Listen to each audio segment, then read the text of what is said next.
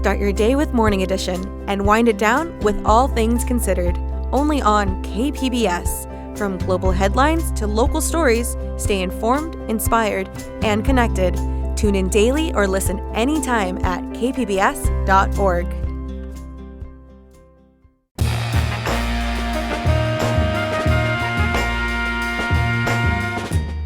Welcome in San Diego, it's Jade Hindman. On today's show, San Diego County is increasing security after a deadly anti-Semitic attack overseas. We'll hear reflections from a local rabbi.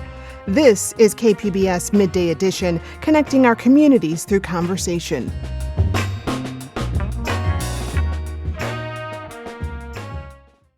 At least 15 people were killed during a Hanukkah celebration in Australia when two gunmen opened fire yesterday.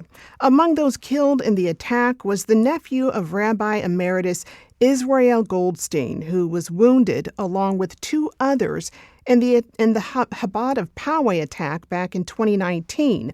One congregant was actually killed in that shooting. The terror of Australia's recent attack hits close to home, and I'm joined now by Rabbi Yeruchem Eilfort. He is the director of Chabad at Costa and Coastal Chabads in Carlsbad. Rabbi Eilfort, welcome to the show. Thank you so much for having me. Glad to have you here. You know, this is a very tragic time for the Jewish community in Australia and around the world. What were your initial reactions to the news of the shooting? So I'm going to get very raw emotional responses, unvarnished, let's say. I woke up yesterday morning all excited. Hanukkah, is a very joyous holiday for the Jewish people. And I will tell you, beyond just being joyous for the Jewish people, I view it as one of the more universal Jewish holidays because it's symbolized by the menorah. We light the candles on the menorah, and we specifically do it publicly. We do it near our windows or doors, or like the celebration that was going on in Australia in a public gathering to share light with the world, to try and bring the benefit of light representing goodness and godliness and warmth and energy to the whole world. And so when that's what your mindset is, and then you read about this attack, this terrible attack, it feels like you got punched in the gut. And that's what I felt like. And we immediately started trying to check on people that we know in that area, because it's a small world, and we all know each other, and we all know someone and somewhere. And for example, we found out that my wife's cousin was actually at the event. So it so happens, by the way, one of the rabbis who was murdered, Rabbi Schlanger, his brother is a colleague of mine who I'm friendly with. He's the Chabad rabbi in Bakersfield, a few hours up the freeway, and I know him. He knows me. We've chatted many times, and he's a great, wonderful guy. And all I do is immediately my heart goes out for him, and I can picture myself being that Chabad rabbi and my family being shot at. And so it's very sobering. And right when you're in celebration mode, to have this happen, I have to tell you, is it's difficult, and it's hard. As a rabbi, maybe it's twice as hard, and I'll tll you why. I view it's my job to try and light those lights, and whether they are physical lights that I'm lighting or emotional and spiritual lights in my congregants, in my community, in my friends and family.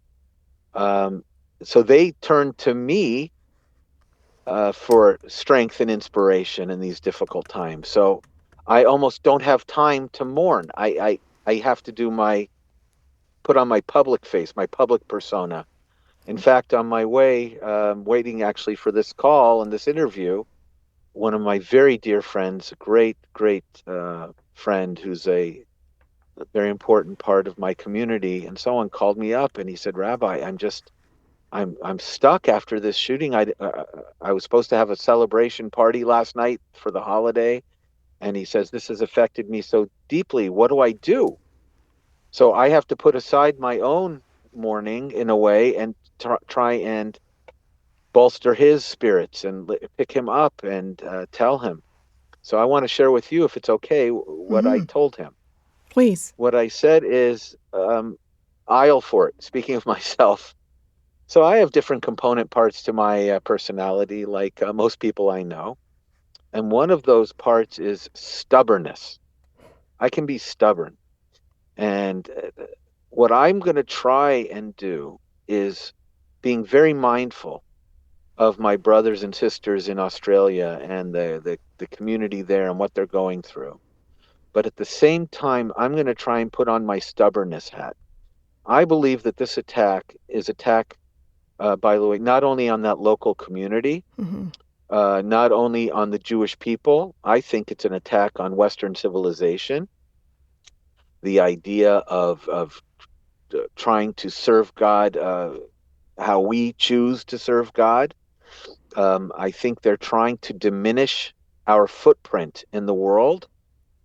And so, therefore, my mind tells me the stubborn part of myself, the spiteful part of me, I've got to soldier on. I've got to double down. I cannot allow the terrorists to win. I can't afford, we can't afford, Western civilization cannot afford to run and hide from these people. We can't go crawling under the rocks or putting an umbrella over our head or climbing under our beds and trembling in fear. I think that the proper response to darkness, which I think all reasonable people would agree this is darkness, is to add light. So I'm going to be thinking with my team, and we've already started discussions, how we can increase our Hanukkah observances, our public Hanukkah observances, and other things that we can do to bring more goodness and kindness, more light into the world. This is a wake up call. Mm-hmm. Not that we were asleep at the wheel, by the way. Right. So we weren't. Right. Um, and I'm But sure you're going to ask me, and rightfully so, about security, which, believe me, every are you day going to? I wake Well, up. wait, let me ask you. Okay, go ahead. Because before I get to that, I want to go Yeah, back to something that yeah, you said because you mentioned that your wife had a cousin who was in Sydney at Bondi yes, Beach during the attack. It's just a reminder that yes. there are no degrees of separation here when No, when hate happens here. So can you talk about that and what you know of her experience? yes, I will tell you that. And yeah, I take it very personally. We take it very, very personally. And so I will tell you what we know about her experience. She's a young mother. She was there at the lighting, which was a huge lighting with a large police presence, by the way, which is a different subject for a different day. And there with her infant, with her baby daughter, when they were going to be lighting the giant menorah, and the shots go off. She thought it was part of the show. She thought it was part of the production. Oh, there's fireworks.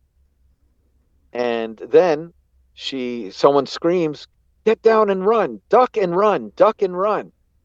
So she picks up her baby out of the stroller and just starts running as fast as she could in the direction where people seem to be running towards and away from the loud boom boom. Um, thank God she got out safely, but she left behind her stroller, her phone, her car keys, her purse. Everything was left behind. So a kind person lent her phone so she could call her husband, who then called his father to go pick her up. They made a meeting place. She was picked up. Many, many hours later, she was able to go back into the area to look for her stuff. So I think she's right now a little bit numb, a little bit shaky, more for her daughter, the baby, than for herself. But this is a life-changing event. This will stay with her the rest of her life. These things leave a mark, and not only on her as an individual, but on the community and collectively on world Jewry. And I believe our friends who aren't Jewish, but who shudder at this type of terrible evil that's in the world. Mm-hmm. So that's the personal side of the story. We have not Absolutely. spoken to her directly, but this is what through the family WhatsApp, and these Yeah. days everyone's so well connected. So that's what's circulating right Well, now. yeah. Well, I'm glad that even though you haven't spoken to her directly, that you were able to at least indirectly find out what happened, and you know that she is all right. You know, in response to this attack, San Diego law enforcement has said it's going to ramp up its security measures during this time. Todd Gloria also reaffirmed his commitment to do this. How is this impacting Hanukkah celebrations at your synagogue in Carlsbad? So first of all, I also want to mention God bless Mayor Gloria for being on top of this, being proactive. Really appreciate it. I also wanted to mention from the assessor's office, I happen to be personal friends with Jordan Marks, who's Jewish. He's actually a member of my congregation, but he reached out to me and he said, Rabbi, what can we do? So he contacted the sheriff's department, and I know locally for us, you asked about Carlsbad. So the chief of police has been fantastic. Reached out to us. What can we do? They've. I view them as the angel on our shoulders. Always very responsive to us, uh, supportive of us, just keeping their eye on us, and we really appreciate it. And now we're gonna have enhanced. We always let the police department know. We stay in close communication with them because they've asked us to, and because we know it's good security sense to do such things. Mm-hmm. So they know what we're doing at any given time. So there's going to be enhanced police presence. We take security, the safety of my community is the number one thing I think about, the physical safety. Mm-hmm. So we spend every day thinking about our security measures, how to enhance them. And without going into detail into exactly what we do, I will tell you it's a very sophisticated plan Mm-hmm. and measures that we have in place all of the time. Well, Times like this, when we're out publicly more, like we're going to be doing events yeah. in the public eye, Mm-hmm. there's more. You'll see it. I mean, we'll have guards, and we have our internal people, and we'll have the police, thank goodness. So we're very sensitive to this.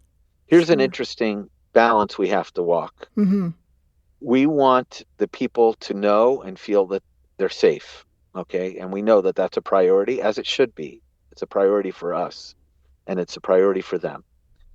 We also don't want them feeling like that they're walking into a prison. Mm-hmm. Do you understand what I'm saying? I want them to Absolutely. feel like Yeah. this is supposed to be fun and uplifting, not like like these days going through security at the airport can be a little bit unnerving. Take off your shoes, take off your belt, Mm-hmm. get rid of any liquids you have. So we're very sensitive to the security, and we're also very sensitive to the feelings of the community that A, they should be secure, but B, they should feel and Yeah. understand they're And going into a happy, celebratory situation. right. Well, and earlier you spoke about shining light on darkness. So, in the last 30 seconds we have here, how else do you encourage people to find support and strength during this time? Wow. Boy, that's a beautiful question. Are you sure? 3 minutes, 50 30, you minutes, got three that. All hours? right. 20 I'm teasing. seconds. No. Okay. Connect with the community. That's number one. Being together uplifts all of us. It is really a powerful dynamic that you unleash just by joining with others who are caring, lovely, good people. That's number one. Number two is, or maybe I should say, number one is realizing. You're asking a rabbi, so I'm giving you a rabbinic answer. There is a commander in chief in this world called God. God is good. Okay, focusing on God, remembering that God is with us, and focusing on that relationship is very, very helpful to find peace of mind and peacefulness internally, externally, and so on. And if we feel there's a lack of that in the world right now, so do something about it. Light the light. Don't just be cursing the darkness. That doesn't make darkness go away. You know what makes darkness go away is light. Light There it is. wins that argument every single time. I've been speaking with Rabbi Yeruchem Eilfort, director of Chabad at La Costa and Coastal Chabads in Carlsbad. Rabbi Eilfort, thank you so very much. Thank you so much for having me, and I appreciate you reaching out to the Jewish community greatly. God bless you for that. Thank you so much.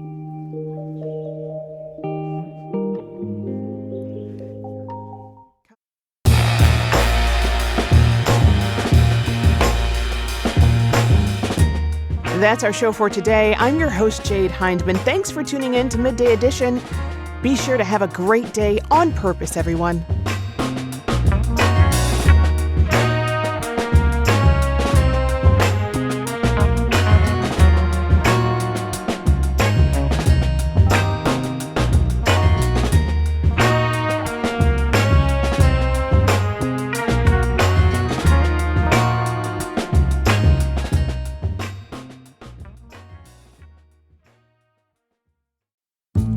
Stay connected to the world around you. KPBS brings you trusted news, compelling stories, and in-depth reporting every day.